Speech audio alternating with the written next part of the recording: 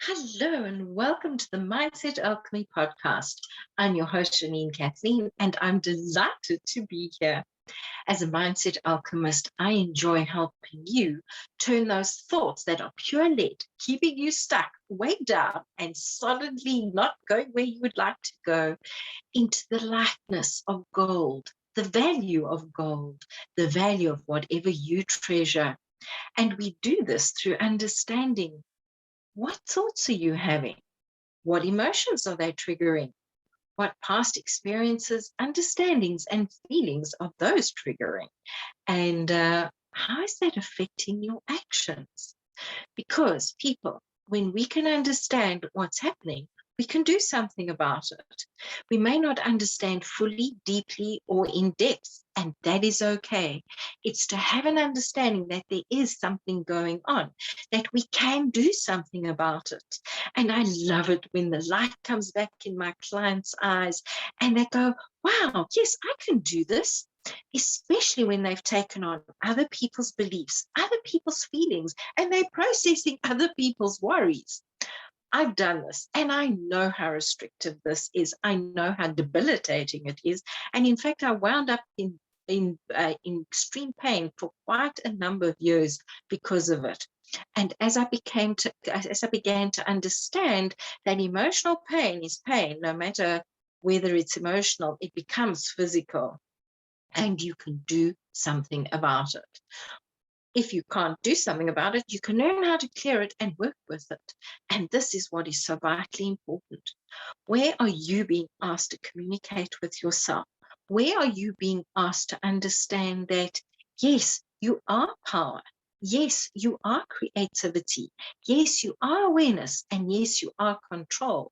And the control comes in letting go of other people's timing and understanding and working with divine timing. And that includes our sense of timing. When people, when I was doing antenatal classes, women would say to me, and I'm only having natural birth. I'm not even thinking or condoning a cesarean section.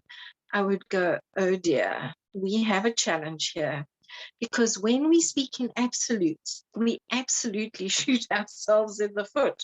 It's when we are open to infinite possibilities that things happen. And I know that I attracted some of these clients initially because I was also radically against cesarean sections when they were done for the wrong reasons. And then I came to understand there's no right and there's no wrong, there's choice. There's choice, there's decisions, and there's change. And when we allow ourselves to flow, it is just so incredible how divine timing fits in with our timing. And when we step forward into divine timing, we are actually prepared to work with more, to work more effectively. And actually, the work is not hard at all. It becomes a pleasurable action. And this is what is so important when we explore. What are we resisting? Because what we resist persists. And to go back to the timing, I have come to understand that when we resist divine timing, when we resist putting in the correct foundation, working in the best energy, attitude, and thinking processes possible, guess what? We fall flat on our faces and we get to repeat it. It's like, when a record gets stuck, most of you are too young to know that. We used to have records on record players and the needle would get stuck. And all it did was make the groove deep and deeper and go, whoa, whoa, whoa. That's what happens to your life. We also then had tape decks where the tape would stretch and it wouldn't play and it would sound horrendous. You definitely get a new meaning to the word sound. And it's when we come to understand that we do this in life as well, that we can either become a stuck record, a stretched tape, or a resistant person and not allow ourselves to move to where we're going, that we are able to stop, to shift, and to change gears. That's a beautiful analogy. Thank you for that. When we change gears, you can drive in first gear and go, down the road, or you can get into fifth or sixth or whatever gear you have in your car and hum beautifully down the highway. Now again, If you're in fifth gear going up the hill in a car that cannot sustain that, your little car is going to judder and shudder and really not go well. And people, we do this to ourselves in life. And it's in understanding that we don't have to do this, that we are able to change, to grow, to move through life in the correct gear, at the correct speed, and in the correct way. And we do this through understanding, what are we thinking?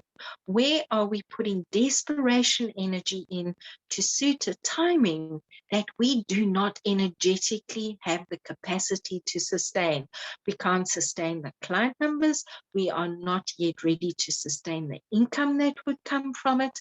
And we don't even have the knowledge to sustain it. We haven't valued ourselves enough to offer the value. And this holds us in place and keeps us stuck. And when we are able to say, all right, what's going on here? How do I step out of this groove?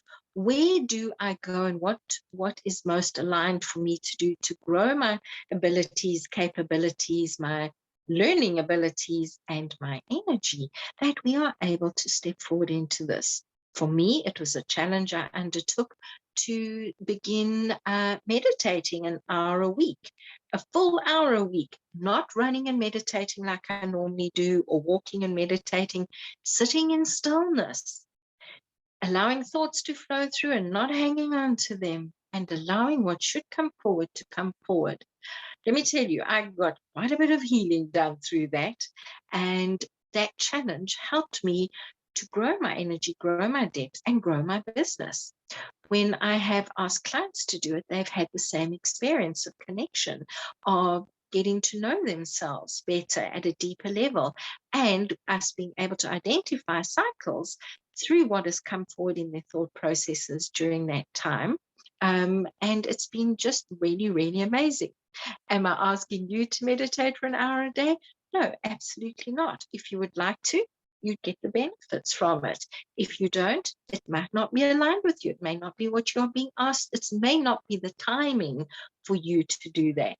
And that is what I would like you to look at.